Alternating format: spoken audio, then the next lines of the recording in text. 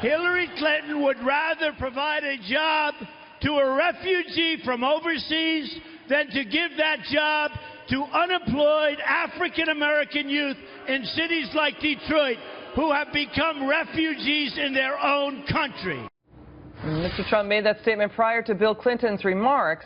It begs the question, however, could Mr. Trump be right? Joining me now is Zuhdi Jasser, president and founder of the American Islamic Forum for Democracy, and Mustafa Tameez. He's a former Homeland Security Department consultant. Let's take it to you, Zuhdi. What do you make of this?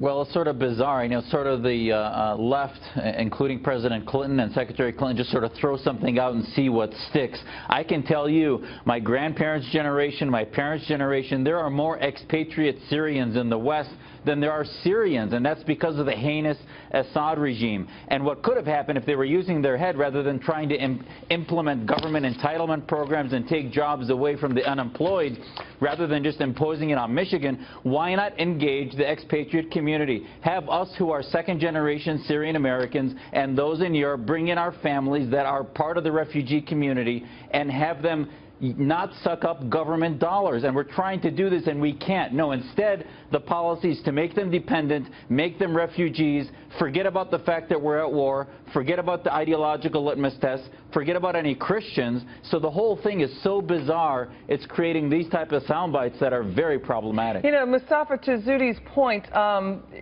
Detroit is insolvent. It's been an economic collapse. Yes, we want to help refugees get jobs. Yes, maybe construction would be a good way at it. But Donald Trump is saying that Detroit has been battered by Democrat policies, including trade, that have just emptied the city. Actually, 1 million less manufacturing jobs in the United States since 2007. And on top of this, estimates show that refugees cost per refugees anywhere from about $130,000 per refugee in welfare benefits. So I'm not sure what Mr. Clinton is saying, whether it would work. What do you think, Mustafa? Well, I think what he was saying was the jobs would be for Americans and people that live in Detroit to fix those homes, and then they would settle the refugees there. So I think that's what he was talking about. But the larger issue is, look, Americans are afraid of the refugee population because they've been seeing pictures across Europe of Syrian refugees walking through. And so when we talk about clearing refugees, they think that there's no vetting process. What most people don't know is that an average refugee goes through 2 years worth of vetting.